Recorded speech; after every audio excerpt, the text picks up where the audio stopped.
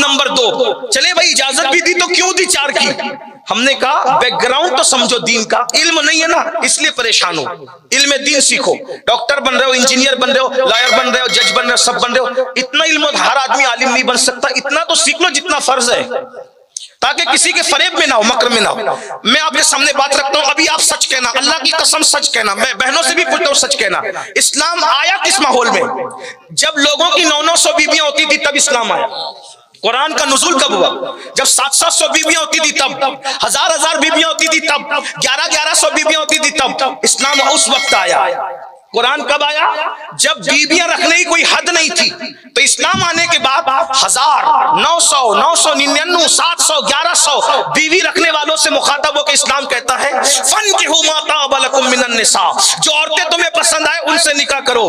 کتنی؟ مثنیٰ وثلاث ورباع، 2 کر لو، 3 کر لو، 4 پہ بس کرو، لیکن 4 بھی اسی وقت۔ اللہ تعدل، قرآن فَإِنْ خِفْتُمْ أَلَّا تَعْدِلُوا فَوَاحِدَةً، اگر ان کے درمیان انصاف نہیں کر سکتے تو ایک ہی کرنا۔ بتاؤ ہزاروں کرنے والے کو قرآن نے کان کھینچ کر پابند کر دیا، ہزاروں سینکڑوں نہیں کر سکتے، صرف 4 کر سکتے ہو، اور 4 میں بھی شرط لگا دی انصاف کر سکتے ہو تو کرنا، ورنہ ایک ہی پر گزارا کرنا۔ سبحان اللہ۔ بتاؤ سینکڑوں کو 4 پہ مقید کرنے والا اسلام عورت پہ ظلم کر رہا ہے کہ عورت پر احسان کر رہا ہے؟ دیکھو کیا اسلام ہے، لیکن معلوم نہیں ہے، دین کا علم نہیں ہے۔ پھر لوگ کہتے ہیں پھر یہ طلاق کا قانون کیوں ہے، 3 طلاق کا قانون، کتنا ظلم ہے عورت پر؟ ہم نے کہا اس کا بیک گراؤنڈ بھی سمجھو، دین کا علم نہیں ہے نا اس لیے۔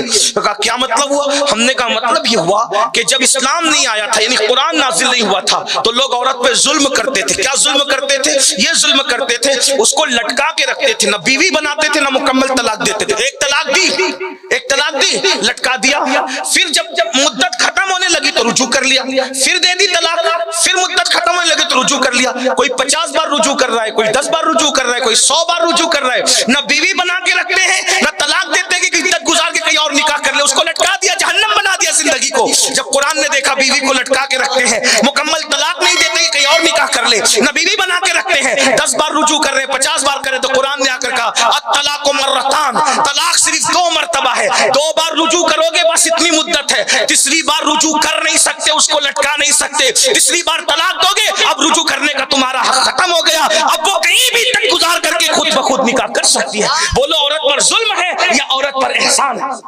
لٹکی ہوئی عورت کو نئی زندگی اسلام نے عطا کی، مگر کیوں؟ علم دین آپ کے پاس نہیں ہے۔ اس سلسلے میں ایک بات آپ سے کہتا ہوں، ہمیں کوئی جذبات میں آنے کی ضرورت نہیں ہے، حالات کا، لوگوں کو خوف آپ کے دین سے ہے۔